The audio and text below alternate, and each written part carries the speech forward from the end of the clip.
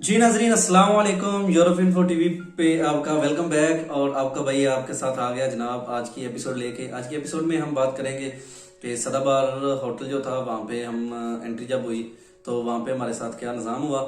क्योंकि जो एक सदाबहार होटल पे जो लोग हैं उन्होंने भी अपना बिजनेस बनाया होता है और वो लोगों को किस तरह जो है ना वो लूटते हैं और किस तरह धोखा फरेब होता है, वहाँ पे क्या निज़ाम होता है। क्या वो सिर्फ रिफ्यूजियों के लिए ये है, मतलब जो डैंकी लगाने वाले इंसानी स्मगलर हैं उनका अड्डा है, या वहाँ पे और लोग भी आते हैं। तो चलें जी, हम लास्ट एपिसोड में पहुंचे थे कि उसने कहा कि दरवाज़ा आप जो है ना वो नज़र आ रहा है, आप वहाँ पे ऑफिस है वहाँ पे सामने चले जाएं और आपको जो है ना वो एंटर करते हैं और आपका बंदोबस्त हो जाएगा, मुश्किल नहीं। तो हम वहाँ से जनाब सीधे देखा तो अचानक एक ना पुलिस की गाड़ी अभी उधर गश्त कर रही थी ना सदाबहार अड्डे के अंदर। वहाँ पे काफ़ी गाड़ियाँ खड़ी हुई थी। सदाबहार अड्डा जो है वो जैसा कि आप देख रहे हैं काफ़ी बड़ा है। सदाबहार अड्डा उसके वाला क्वेटे वाला, वहाँ पे हम खड़े हुए थे जनाब। अचानक से एक बंदा जो है ना वो हमारे साथ जो गाड़ी में आ रहा था ना, जो वो जो मजदा था ना वो उधर आया था, उसके अंदर ही एक बंदा था। तो उसके पास वो शायद पता नहीं किसी उनको मौलवी साहब थे, तो उनके पास कोई गन वगैरह थी या कोई इस तरह का कोई निज़ाम था या क्या था। तो जनाब उसके आने से पहले ही जो है ना वो ये दो गाड़ियां खड़ी हुई थी जनाब। जो ही वो बंदा गाड़ी से भी आधा अंदर है आधा बाहर है, फौरन से पहले जनाब उसको वो बंदों ने उठाया है। उसके अपने कोई आए हुए थे, उन्होंने जनाब मौलवी साहब को ऐसे पकड़ा है, गाड़ी के अंदर डाला है और वहां से रफू चक्कर हो गए हैं। तो अल्लाह जाने वो किस तरह का निज़ाम था या क्या सूरत हाल थी। क्योंकि जब हम वो उधर गाड़ी पे आ रहे थे ना, वो जो मजदा टाइप था ना, तो उसकी तलाशी होती थी रास्ते में। काफ़ी जगहों पे वो लगा हुआ था जो तलाशी लेते हैं ना, फौजियों की कोई वो बनी हुई थी हमारे। तो वो काफ़ी जगहों पे चेक हुई। तो चेक होने के बाद जो है ना उसको फिर रास्ते में एक दो दफ़ा चेक किया। तो उसने फिर अपना कार्ड दिखाया कि मैं फलां महकमे का हूँ, शायद अभी पता नहीं वो क्या बला थी।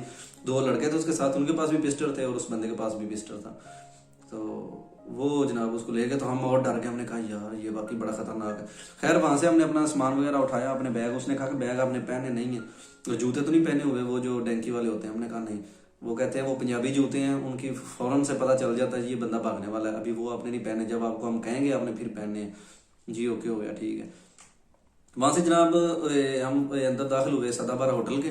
और सदाबहार होटल जो है ना उसके साइड पे जो है ना वो रेस्टोरेंट बना हुआ है खाने पीने का है, और एक तरफ जो है वो रैश हैं, कमरे वगैरह ऊपर बने हुए हैं, नीचे ऑफिस बुक होता है। तो वहाँ पे उस बंदे ने कहा कि जी अपने अपने शिनाख्ती कार्ड जो है ना वो हमें दे दें, तो हमने आपके नाम पे बुक करना है, होटल बुक करना है, आपको कमरा एक देना है। तो वो कमरा उसने क्या देना है कि जितना आपका हम घर कमरों में रूम में होते हैं, आपके घरों में कमरे होते हैं दो गार्डर के, उतने उतने कमरे थे और उसके अंदर ही एक वॉशरूम बना हुआ था। तो अच्छा, उस बंदे की जो है ना वो ऐसा देखे कि उसने पहले हमें नहीं बताया कि आपसे पैसे लेने हैं। उस बंदे ने हमारे साथ क्या किया जी, कार्ड दे दे। अभी हमारे पास नहीं था, शायद सुहेल के पास अपना आईडी कार्ड था, उसने वो कार्ड दिया। उसने कहा ठीक है जी आप सबका ये कार्ड हो गया। तो वहां से हम उसने कहा जी ठीक है ऊपर चले जाए, 2 नंबर कमरा है या 3 नंबर है, वहां पे आपने जाना है। तो वहां पे आप बस आप जाकर लेट जाए। जब हम वहां पे ऊपर चढ़े उस कमरे को देखा तो उस कमरे के अंदर इतना गंद और पता नहीं वो क्या कपड़े पड़े हुए थे लड़कों के जो पहले हमसे गए हुए थे। तो वहां पे जब हम पहुंचे तो हमसे पहले दो तीन लड़के लेटे हुए थे, तो हम भी कमरे में चले गए। अभी ये आप देख रहे हैं जी वो वाला कमरा हमारा। तो कमरे में जब अंदर गए तो वहां पे जो है ना मैं और सेल थोड़ी सी हमारी फ्रैंकनेस होगी, रास्ते में दोस्ती वगैरह होगी हमारी। सेल भी अच्छा था और खैर मुझे भी अच्छा लगा। तो वो कहता है आप सब आपका माशाल्लाह अखलाक अच्छा है, सबके साथ ही प्यार मोहब्बत थी हमारी।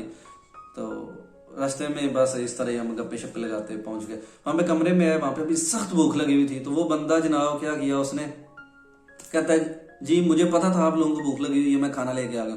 उस बंदे ने जनाब इतना बड़ा देज का गोश्त का मुर्ग की कढ़ाई थी और साथ में बड़ी बड़ी रोटियां थी ना, बड़ी बड़ी रोटियां।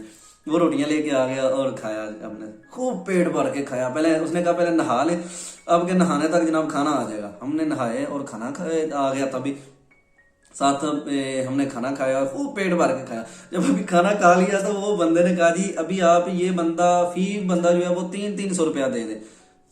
हाँ, और वो ये कर सकते थे सुन के, अब और तो कुछ कर नहीं सकते थे।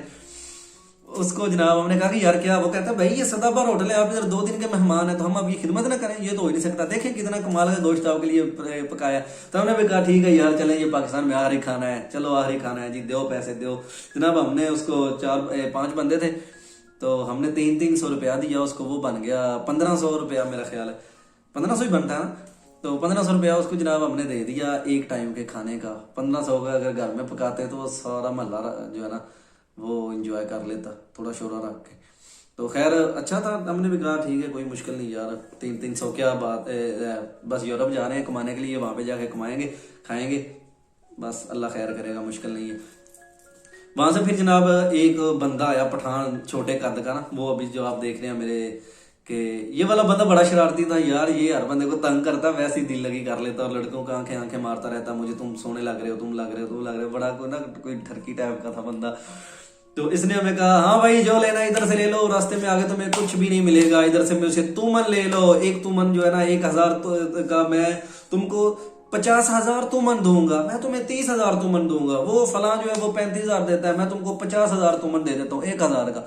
इसने हमें बीन वगैरह सुनाई जनाब, हमने खैर वहां पे ये देखे अभी सुहेल भाई पैसे दिखा रहे हैं, हमने इससे के आगे फंस गए और हमने इसको कहा ठीक है जी 3,000 के मैं तुमन दे दे। तो इसने हमें 3,000 का मेरे ख्याल है शायद कोई 1,20,000 तुमन दिए, रहता ये आगे तुम्हें महंगे मिलेंगे, इधर से ले लो मुझसे ही, वो बस उसका भी कारोबार रहता। लेकिन मैं आप दोस्तों को बता दूं कि अगर किसी का मतलब इस तरह का होता है तो आप वहां से तुमन बिल्कुल ना खरीदें, अगर खरीदने हैं तो चले थोड़े 1000 के खरीद लें, क्योंकि उसके बाद जब आप आ जाते हैं ना अगर जो वीजे पे ईरान जाते हैं ना उनके लिए ये है कि आप तुमन जाके ईरान से खरीदा करें, क्योंकि जो पाकिस्तान में वो उधर खड़े होते हैं वो कम देते हैं, और जब आप इमिग्रेशन क्लियर करके उधर ईरान वाली साइड पे जाते हैं ना तो वो लोग फिर क्या करते हैं कि जनाब वो आपको 1,000 के 90,000 तुमन भी दे देते हैं, 1,00,000 तुमन भी दे देते हैं, पाकिस्तान में कम मिलते हैं।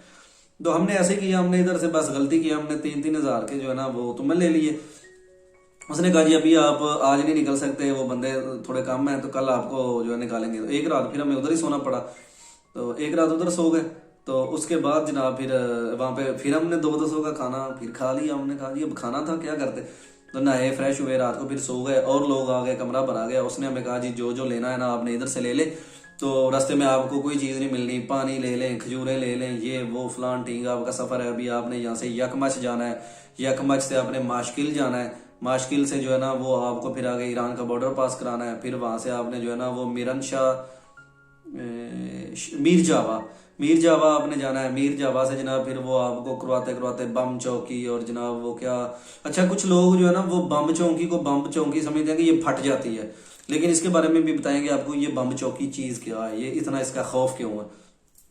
अच्छा जी, आगे वहां से अभी उसने हमें ये सारी इन्फॉर्मेशन दी, तो मैंने कहा जी ठीक है कुछ सामान रखते हैं। फिर वहां से जो खाने पीने का सामान था डैंकी के हवाले से वो वाला सामान मैंने कहा कि यार ठीक है देखो कोई खुश्क माल ले लो वो, क्योंकि रास्ते में रोटी वगैरह नहीं होनी। वहां से हमने 2-2 किलो खजूरें ले ली, उस बंदे से 2-2 किलो खजूरें ले ली, चने ले लिए खुश जो भुने हुए चने होते हैं वो ले लिए, और साथ में अचार का एक डब्बा रख लिया, और मतलब इस तरह की और भी खाने वाली जो भी चीजें थे, पानी जो है ना उसकी 2-3 बोतलें ले ली कि यार चलो ये भी रास्ते में पीते जाएंगे। तो वो सामान हमने सारा पैक कर लिया। अभी उसने कहा कि आपने जो है ना वो आगे जूते जिसको चाहिए, एक बंदे के पास जूते नहीं थे, फिर उसने जो है ना वो जूते लेके दिए। वो कहता है अभी अपने कपड़े पहन के जाने हैं जी। एक लड़का था वो पैंट शर्ट घर से पहन के आया हुआ था, उसने कहा ये पैंट शर्ट नहीं चलेगी भाई, आपने कपड़े पहनने हैं। उससे उसने 500 रुपया लिया और उसको पता नहीं किसके जो है ना वो फटे पुराने कपड़े ला के गंदे से दे दिए। वो कहता तुमने आगे जाके फेंक ही देने हैं, बस पहन लो ये। उसने वो कपड़े ले लिए, मजबूरी होती है वहां पे। फिर जब उस जगह पे सदाबहार होटल में जब पहुंच जाते हैं ना, उससे आगे आपकी बोलती बंद हो जाती है, आप कुछ भी नहीं कर सकते। क्वेटा तक आप अपने इरादों के मुख्तियार हैं, आप अपने हुक्म के मालिक हैं, आप जो चाहे कर सकते हैं। सदाबहार होटल में जब आपकी 3 नंबर 2 नंबर कमरे में एंट्री होगी, वहां से आप पे पाबंदियां शुरू हैं, आप अपनी मर्जी से सांस भी नहीं ले सकते। खैर हमारे साथ भी कुछ ऐसा ही हुआ। वहां से हमने सामान वगैरह अपना लिया और उसने कहा जी ठीक है सुबह आपको जो है ना वो गाड़ी की तरफ छोड़ना है। आज आपने निकलना था लेकिन आज आप नहीं निकल पाए क्योंकि वो गाड़ी नहीं आई, रास्ते में पुलिस ने पकड़ लिया था या जो भी था। उससे कुछ दिन पहले जो है ना वो कुछ बंदे मर गए थे। वो जो एक और इलाका जाता है उधर कोयटे वाली तरफ ना, वो पता नहीं उसको क्या कहते हैं, ये शहर का नाम अभी मुझे नहीं ज़हन में आ रहा, जब आया तो आपको बता दूंगा। तो वहाँ पे काफ़ी लोग जो थे ना वो मर गए थे। उनको 15-16 पंजाबी थे बेचारे, कुछ गुजरात के थे, उनको शूट कर दिया था उधर ही, चोरों ने ऊपर पहाड़ी पे सबको मार दिया था। तो वहाँ से जनाब फिर हम वो भी खबर सुनी हुई थी, डर रहे थे। और उससे पहले जो है वो मेरे एक दोस्त थे, मेरे ना एक कज़न है, तो उनका बेटा था, तैयब नाम था, एक ही बेटा था वो अपने माँ बाप का। तो वो भी जो है ना वो दोनों कज़न इस तरह डैंके लगा के आए। तो जब वो क्वेटा से यकमच की तरफ जा रहे थे, रास्ते में उनको जो है ना वो चोर पड़े, और गाड़ी वालों ने गाड़ी नहीं रोकी थी जिसपे वो बैठे हुए थे डाले हुए। तो उन्होंने जनाब फायरिंग की, तो वो बंदा बेचारा जो है ना वो लड़के को, तैयब को गोली लगी और तैयब फौत हो गया। तो मुझे वो भी बड़ा डर था। उससे पहले जो है वो मेरे एक कज़न थे, तो उनको वो यूनान में 5 साल रह के गए थे, उनके पेपर निकले यूनान के, लेकिन वो पाकिस्तान आ गए हुए थे। तब उन्होंने जो है ना उन्होंने भी कहा कि यार अभी तो मेरे पेपर निकल गए हैं, तो मैं भी जाता हूँ ना, निकलता हूँ, वहाँ पे पहुँचूंगा यूनान में। तो उन्होंने बात की, वो निकल गए, गाड़ी पे बैठे हुए थे, उन पे भी फायरिंग हुई। उन्होंने चोरों ने फायरिंग की, तो उनकी गाड़ी का टायर फट गया, और गाड़ी जो है ना वो कार में थे, उनकी अच्छी गेम की हुई थी, कार जो है वो उल्ट गई इस तरह। तो वो 3 बंदे मर गए, इनके जो रीढ़ की हड्डी थी वो टूट गई। तो मुझे ये भी बड़ा डर था कि या अल्लाह इससे आगे अब ना फास्ट एंड फ्यूरियस शुरू हो रही है, तो या अल्लाह तुमने बचाना है, क्योंकि हम तो इस तैयारी में नहीं है, हम पंजाबी लोग हैं, हम इतना सहरा में सफ़र नहीं किया। जो भी पहले वीडियोस में देखते होते थे, जिस तरह अभी आप दोस्त वीडियो में सर्च करके देखते हैं, इस तरह हम भी देखते थे। तो बहरहाल ये निज़ाम एक और ही था, तो डर रहे थे। खैर जी, वहाँ पे सोए, सुबह हुई, सुबह उसने कहा जी आज आपको सेकंड टाइम निकालना है, आप सारे तैयार हो जाए। हमने जनाब कपड़े शपड़े अपने पहने, नहा लिए, नहा के कपड़े शपड़े पहने, फिर लास्ट खाना खाया। जब अभी वहाँ से अपना सामान वगैरह पकड़ा, अचानक उसने आवाज़ दी, जी हाजी के बंदे आ जाए जी। हम 5 लोग थे, उसने कहा जी ठीक है आप आ गए। हमें उसने साथ लिया नीचे सीढ़ियों पे। जब हम नीचे गए तो वो जो बंदा था जिसको हमने अपना कार्ड दिया था, उसके पास गया कार्ड लेने के लिए। वो कहता जी कितने बंदे हैं? हमने कहा जी 5। उसने कहा कितने दिन रहे हो? हमने कहा जी 2। उसने कहा जी 200 रुपए के हिसाब से पैसे दे दे। हम चुप कर गए। हमने कहा भाई ये किसके? जी रेंट है। मैं कहा यार ये हमें तो नहीं पता, ये एजेंट ने तो नहीं बताया। वो कहता आप अपने एजेंट से बात करें, मुझे नहीं पता इस बात का। हमने जनाब उससे बात की, कॉल की। तो उससे पहले उसने हमें हमसे 5-5 हज़ार रुपया जो है ना वो उस बंदे ने ले लिया था, जो एजेंट का बंदा था ना, जिसने वो पठान जो था। उसने कहा जी 5-5 हज़ार रुपया दे दें, आपका यहाँ से लेके ईरान तक का किराया है, ये गाड़ी वाले जो आपको लेके जाएंगे ये उनको मैंने पे करने हैं, लिहाजा पैसे दे दें। हमने 5-5 हज़ार रुपया उसको दे दिया। तो क्योंकि अगर ना देते, ये हमें घर से उसने बता के भेजा हुआ था जी क्वेटे में जाकर आपने 5-5 हज़ार रुपया देना है, और वो आपका क्वेटे से लेके आगे ईरान बॉर्डर तक का किराया होगा, इलीगल जो जाना है आपने। हमने कहा जी ठीक है दे देते हैं किराया। हमने वो 5-5 दे दिया। हमने कहा जी हमने तो 5-5 हज़ार पहले दे दिए, हम तो 200 और नहीं देंगे। तो फिर वो एजेंट ने कहा कि ठीक है यार इनको रहने दो, इनके पहले हो गए हैं, बस वो मेरे खाते में डाल दो, कितने बनते हैं 5 बंदे 1,000 रुपये है। तो वो उस लड़के ने कहा कि उससे ले लेना। ठीक है जी, हम वहाँ से निकले। अभी उसने एक ना रक्शे वाले को कॉल की हुई थी, वो रक्शे वाला आके दरवाजे के पास ही खड़ा हुआ था। उसने हमें अंदर बैठाया रक्शे के, और पीछे वो लगी हुई थी, पर्दा लगा हुआ था, उसने पर्दा नीचे कर दिया। रक्शे वाले वो क्या सुजुकी टाइप था, जिस तरह इस्लामाबाद में नहीं होती सुजुकियाँ, तो वो वाली सुजुकी थी। तो उसने वहां से मैं उठाया और एक बसों वाले अड्डे में लेके आ गया। ये आप पीछे देख सकते हैं, बसों वाला अड्डा था जी। बसों वाले अड्डे में लेके आ गया। तो वहां से अभी उसने भी हमसे 50-50 रुपए किराया लिया। उसने कहा जी 50-50 रुपए आप जमा कर लें। हमने 50-50 रुपए उससे को दिए, जमा की, और वो हमें अड्डे में ले गया बसों वाले। अब आगे हम गए हैं तो आगे देखा कि जी बस जो है ना वो खराब हो गई है। जिस बस पे हमने जाना था वो उसकी टायर टूर बदलने, और वहाँ पे और भी लोग काफ़ी ज़्यादा थे। तो ये अब देखें सारा निज़ाम पीछे। वहाँ पे उसने टायर वगैरह बदल रहा था बस के। तो हम वहाँ पे इंतज़ार करते रहे। उसने कहा जी शाम को जाना है, बस आप बैठ जाएं यहाँ पे। तो हमें वो तकरीबन 2 बजे वहाँ पे छोड़ गए थे। तो रात को उधर जब अंधेरा हो गया तो उसने कहा जी ठीक है सारे बंदे जो है ना वो बस में सवार हो जाओ, तो ये बस अभी जानी है। तो हम जल्दी से बैठ गए जनाब, बस के अंदर सीटों पे बैठ गए। तो उसमें तकरीबन आगे वाला जो हिस्सा था ना वहाँ पे को 15-16 सीटें लगी हुई थी दोनों तरफ। पीछे दरवाजे, जिस दरवाजे से एंटर होते हैं ना सेंटर वाला, उससे 2 सीटें पीछे लगी हुई थी। पीछे बिल्कुल वो रड़ा मैदान ही था, बस के अंदर सीटें नहीं थी, टायर पड़े हुए थे। तो बस फिर ऐसे ही हुआ कि लड़के जो है वो वहाँ पे कुछ नीचे बैठ गए, कुछ टायरों के ऊपर बैठ गए। तो अल्लाह का नाम लेके जी बस सब स्टार्ट हो गई, निकल गए हम वहाँ से। तो कुछ लोग उसमें वीज़े वाले भी थे, कुछ लोग वीज़े के बगैर भी थे। हम तो वीज़े के बगैर थे जी, ईरान के। तो वहाँ से हम निकले हैं, अभी बस स्टार्ट हो गई है। तो शहर से निकले हैं, सारे दुआ पढ़ रहे हैं। मैंने जो है ना वो कहा कि यार सब प्लीज़ दुआ पढ़ लें। तो नाते पढ़ते जा रहे हैं। तो उसने कहा कि यार ऐसा है कि आप ना शोर ना करें, वो पता है आपको क्वेटे वाले सारे जो है ना वो नाते सुनना नहीं पसंद करते। तो हम चुप हो गए। फिर उसने कहा ये क्या आपने लगाया हुआ है, बाहर जो है ना वो आर्मी है चारों तरफ, तो आप नाते पढ़ रहे हैं, यार को बंदे वाला सिस्टम, आप इलीगल जा रहे हैं, तो शोर तो ना करें। अभी ऐसी बात थी। तो उसने कहा कि जिसके पास पासपोर्ट है ना वो बंदे हमें पासपोर्ट दे दे, क्योंकि आगे जो है ना वो आर्मी की चेक पोस्टें हैं यहाँ से लेके ईरान तक सारी, तो वो चेक पोस्टों पे हमने चेक करवाना होता है। तो वो जिधर भी जाते हैं हम वो चेक पोस्ट पे हमें खड़े कर लेते हैं, और तकरीबन सारी रात ही बस चलती रही है। पुलिस वाले आ गए, कभी कभी अंदर आके चेक कर लेते, कभी जो है ना वो बाहर रह के चेक करते। तो बस वो पैसे वगैरह उनको शायद देते थे गाड़ी वाले। एक दो जगह पे उन्होंने इसरार किया था, लेकिन बच गए थे हम, जो है ना वो उसने जाने दिया। अभी एक बंदा जो है ना वो आया अंदर, फौज वाला, और उसने कहा कि जी किधर जा रहे हो भाई, सारे लोग, सारे जवान जवान लोग पाकिस्तान के विच छड़ के जा रहे हो।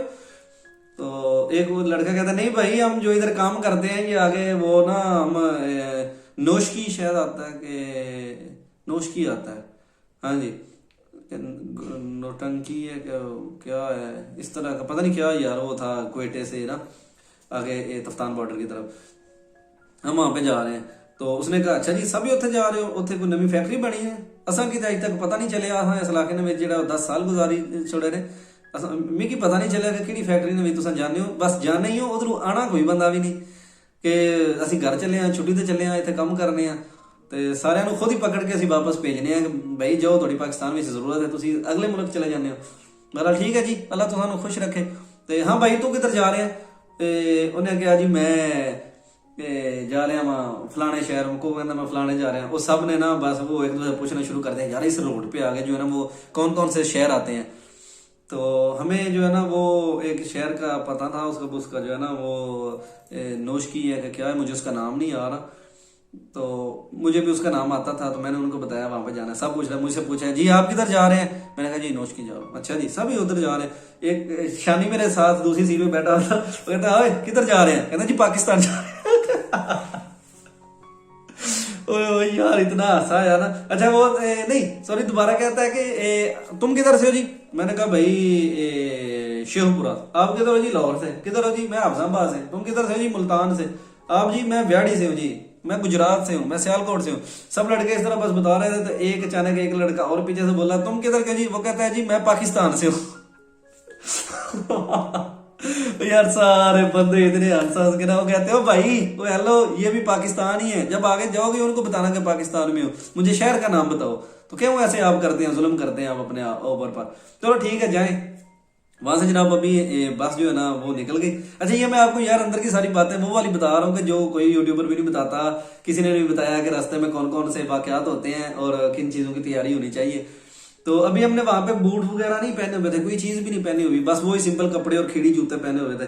तो उन्होंने कहा कि आपने अभी ये कुछ भी नहीं पहनना कि डेंगू का आपको महसूस ना हो। अभी आगे 2 चेक पोस्ट जो थी वो बड़ी तगड़ी थी और उनसे बचना नामुमकिन था।